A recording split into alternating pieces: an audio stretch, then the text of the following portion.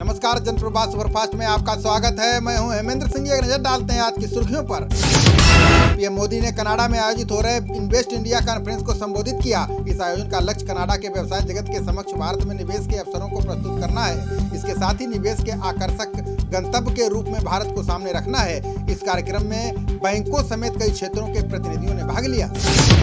PM Modi रविवार को 763 गाँव के 1,32,000 जमीन मालिकों को उनके घर और स्वामित्व वाले क्षेत्रों की संपत्ति का दस्तावेज सौंपेंगे। इन दस्तावेजों को खासतौर पर आधार कार्ड की तर्ज पर तैयार किया गया है। यह एक महत्वपूर्ण भूमि स्वामित्व सुधार के रूप में किया जा रहा है, जिससे ग्रामीण संपत्ति मालिकों के वित्त में सुधार होगा। बीजेपी ने बिहार चुनाव में पीएम मोदी की रैलियां कराने का ऐलान कर दिया है। बीजेपी ने कहा है कि चुनाव में पीएम मोदी की 20 से ज्यादा रैलियां कराने की तैयारी चल रही है। पीएम की ये रैली 20 अक्टूबर के बाद शुरू होगी। बीजेपी ने पीएम की उन सीटों पर भी रैलियां कराने की तैयारी की है जहां चिराग पासवान ने एलजेपी से उम्मीदवार उतारे हैं। राष्ट्रपति रामनाथ कोविंद ने कहा है कि राफेल अपाचे को शामिल कर आधुनिकीकरण की प्रक्रिया से भारतीय वायुसेना और मजबूत होगी। राष्ट्रपति ने कहा कि आसमान की रक्षा करने और आपदा राहत कार्यों के लिए हमारा देश वायुसेना के योगदान का ऋणी रहेगा। उन्होंने कहा कि मुझे भरोसा है कि आगामी वर्षों में भारतीय वायुसेना प्रतिबद्धता एवं योग्यता के उच्च मानकों को बरकरार रखेगी। Air chief marshal R K S. Bhadauria ने वायुसेना दिवस पर जवानों को संबोधित किया। उन्होंने कहा कि मैं देश को भरोसा दिलाना चाहता हूं कि वायुसेना हमारे देश की संप्रभुता और हितों की रक्षा के लिए सभी परिस्थितियों में हमेशा तैयार रहेगी। भदौरिया ने उत्तरी सीमा में हालिया गतिरोध के दौरान तैनाती के लिए जवानों की प्रशंसा की है।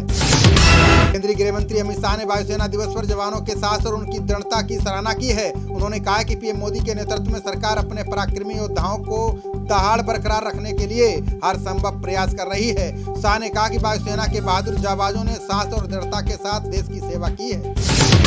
केंद्रीय वाणिज्य एवं उद्योग मंत्री पीयूष गोयल ने कहा कि अमेरिका की कंपनियां भारत को निवेश का अगला गंतव्य माने। उन्होंने कहा कि अगले 5 साल में दोनों देशों के द्विपक्षीय व्यापार को $500 अरब पर पहुंचाने का लक्ष्य हासिल करने का लक्ष्य है। उन्होंने कहा कि हम रेड टेप से रेड कारपेट की ओर बढ़ रहे हैं। अफगानिस्तान की शांति परिषद के प्रमुख अब्दुल्ला ने पीएम मोदी से मुलाकात की। इस दौरान दोनों नेताओं ने भारत अफगानिस्तान संबंधों को और मजबूती देने की प्रतिबद्धता दोहराई। अब्दुल्ला ने इससे पहले राष्ट्रीय सुरक्षा सलाहकार अजीत डोभाल के साथ युद्धग्रस्त देश में महत्वपूर्ण शांति पहल पर वार्ता की। केंद्रीय स्वास्थ्य मंत्री डॉक्टर हर्षवर्धन ने पीएम मोदी और कोरोना के 9 महीने पूरे होने पर बयान दिया है। केंद्रीय मंत्री ने कहा कि पीएम मोदी ने 9 महीने कोरोना महामारी के खिलाफ जंग का नेतृत्व किया। इस दौरान पूरे देश को एक धागे में पिरोकर रखा। इसी के चलते भारत ने दूसरे देशों की अपेक्षा कोरोना जंग में बेहतर प्रदर्शन किया है। सीएम योगी ने उत्तर प्रदेश के सबसे बड़े और अत्याधुनिक मोदीनगर ऑक्सीजन संयंत्र का उद्घाटन किया। इस संयंत्र की मदद से अस्पतालों में ऑक्सीजन की आपूर्ति सुनिश्चित करने में मदद मिलेगी। सीएम योगी ने कहा कि कोरोना महामारी के दौर में मांग के अनुरूप ऑक्सीजन की आपूर्ति एक चुनौती बनी हुई थी, मगर इस संयंत्र से बड़ी राहत मिलेगी। पश्चिम बंगाल में ममता सरकार के खिलाफ प्रदर्शन कर रहे भाजपा कार्यकर्ताओं पर पुलिस ने लाठी चार्ज किया है। कोलकाता में जगह जगह कार्यकर्ताओं द्वारा राज्य सरकार के खिलाफ प्रदर्शन किया जा रहा है। भाजपा कार्यकर्ता बड़ी संख्या में नबन्ना चलो आंदोलन कर रहे हैं। वहीं भाजपा महासचिव कैलाश विजयवर्गीय सड़क पर धरने पर बैठ गए हैं।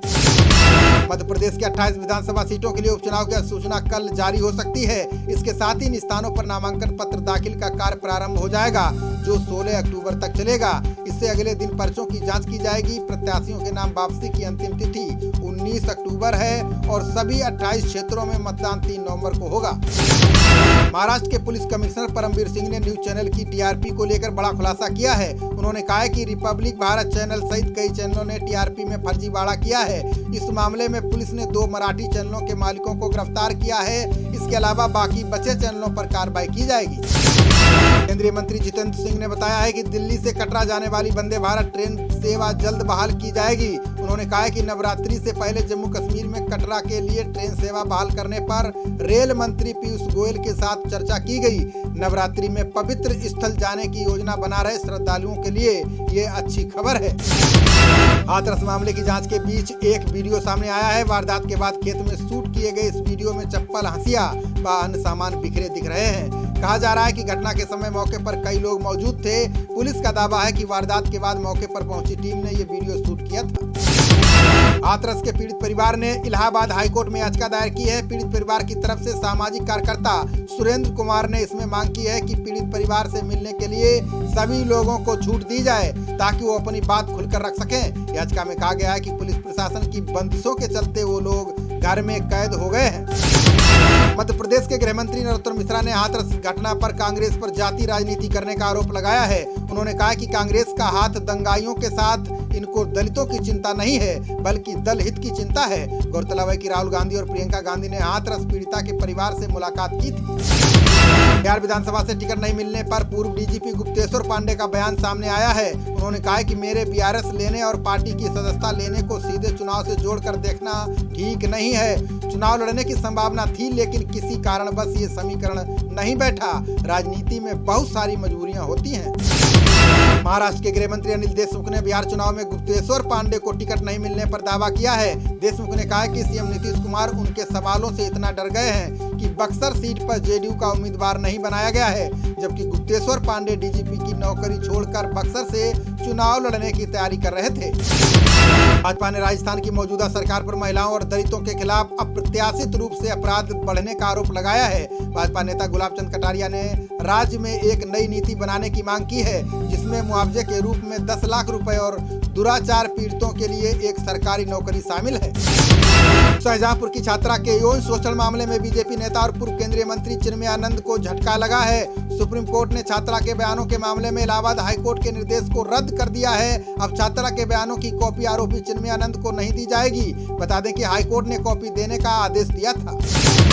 तबलीगी जमात से जुड़ी याचिकाओं पर सुप्रीम कोर्ट में आज सुनवाई हुई। शीर्ष अदालत ने कहा है कि हाल के समय में अभिव्यक्ति की आजादी का सबसे अधिक दुरुपयोग हो रहा है। कोर्ट ने केंद्र के हलफनामे पर नाराजगी जताई है। बता दें कि याचिकाओं में तबलीगी जमात के खिलाफ फेक न्यूज प्रसारित करने का आरोप लगाकर चैनलों के खिलाफ कार्रवाई की मांग की गई है।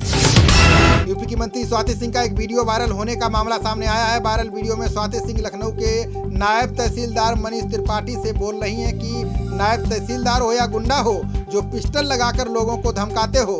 इससे नाराज लखनऊ बार एसोसिएशन ने विरोध में कार का बहिष्कार किया है। सुशांत मामले को लेकर उनके परिवार के वकील विकास सिंह सीबीआई मुख्यालय जाएंगे। इस दौरान उनके साथ सुशांत के जीजा भी होंगे।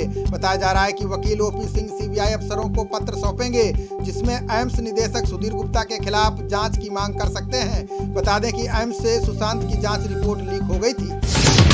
यूपी के मंत्री सिद्धार्थनाथ सिंह ने दुर्गा पूजा और रामलीला पर बड़ा बयान दिया है। मंत्री ने कहा कि यूपी में दुर्गा पंडाल और रामलीला के मंचन पर कोई प्रतिबंध नहीं है।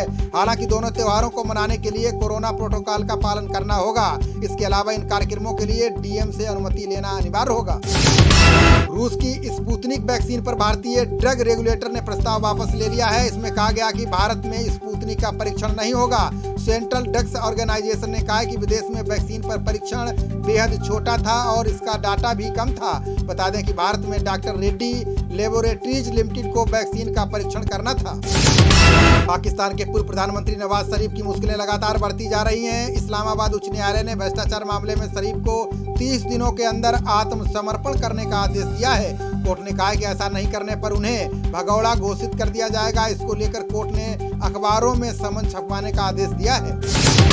भाजपा सांसद संभाजी छत्रपति ने कोरोना महामारी के मद्देनजर 11 अक्टूबर को होने वाली महाराष्ट्र लोक सेवा आयोग परीक्षा को स्थगित करने की मांग की है। सांसद ने कहा कि अगर परीक्षा स्थगित नहीं की गई तो मराठा छात्र परीक्षा केंद्र में तोड़फोड़ करेंगे। उन्होंने कहा कि परीक्षा 200 सीटों के लिए की जा रही है लेकिन इसमें करीब 2 लाख लोग शामिल होंगे। विश्व बैंक के चालू वित्त वर्ष में भारत की जीडीपी में 9.6% की गिरावट का अनुमान लगाया गया है। विश्व बैंक ने कहा कि भारत की आर्थिक स्थिति इससे पहले किसी भी समय की तुलना में काफी खराब है। विश्व बैंक ने कहा कि कोरोना महामारी के कारण कंपनियों और लोगों को आर्थिक झटके लगे हैं। इसके साथ ही लॉकडाउन का भी प्रतिकूल असर पड़ा है।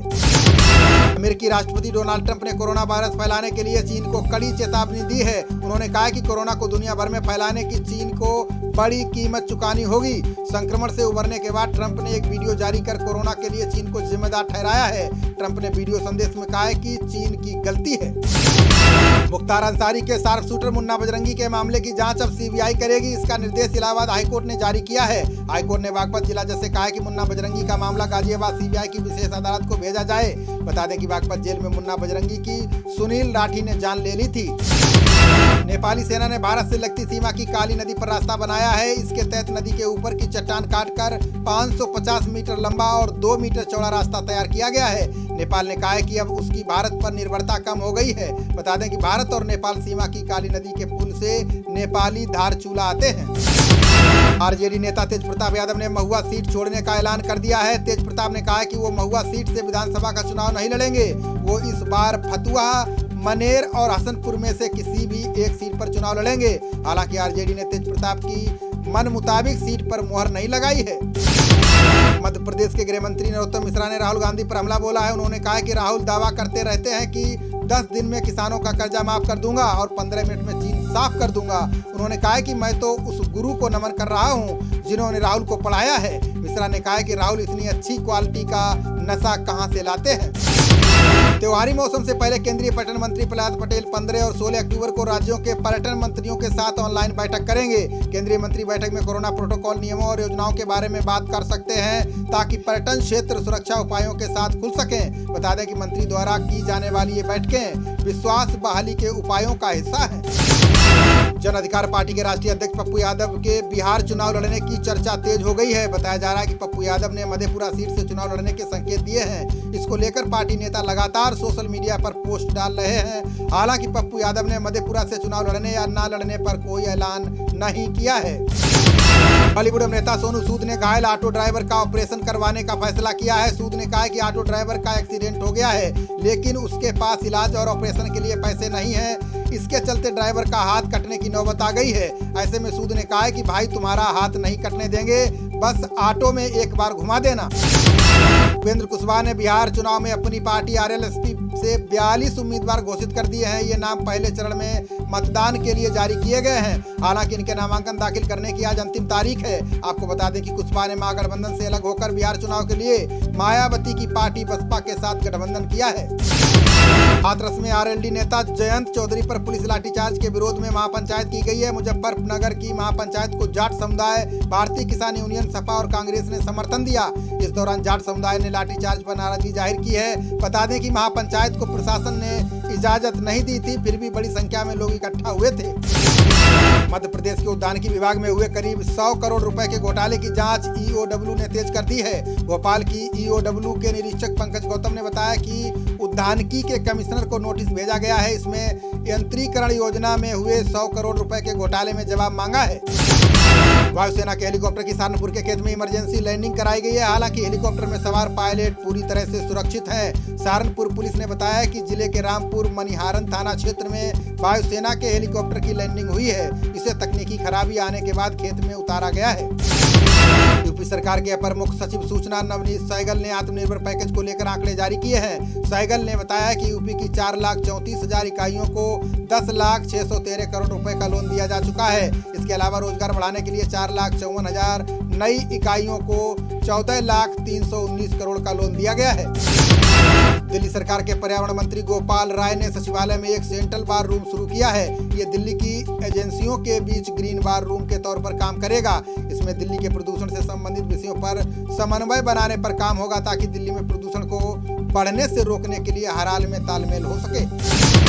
बिहार में आरजेडी के उम्मीदवार और विधायक रामकिशन लोहिया के वायरल वीडियो ने राजनीति गरमा दी है। उन्होंने प्रचार के दौरान कहा है कि थाना खुद को पावरफुल ना समझे, गोली बंदूक चलवा देंगे। मेरा लड़का 3 लाख रुपए महीने देता है। वहीं जेडीयू प्रवक्ता राजीव रंजन ने आरजेडी को नक्सलियों से संबंध वाली पार्टी बताया है। मध्य प्रदेश के नरसिंहपुर जिले से नेपाल से तस्करी कर लाई गई 117 किलोग्राम हाशीश बरामद की गई है। मुखबिर की सूचना पर स्थानीय पुलिस मदद से 7 लोगों को गिरफ्तार किया गया है। मादक पदार्थ के काले बाजार में इस खेप की कीमत करीब 6 करोड़ रुपए बताई जा रही है। पुलिस द्वारा चलाए गए अभियान में 2 कारों से हाशीश बरामद की गई है।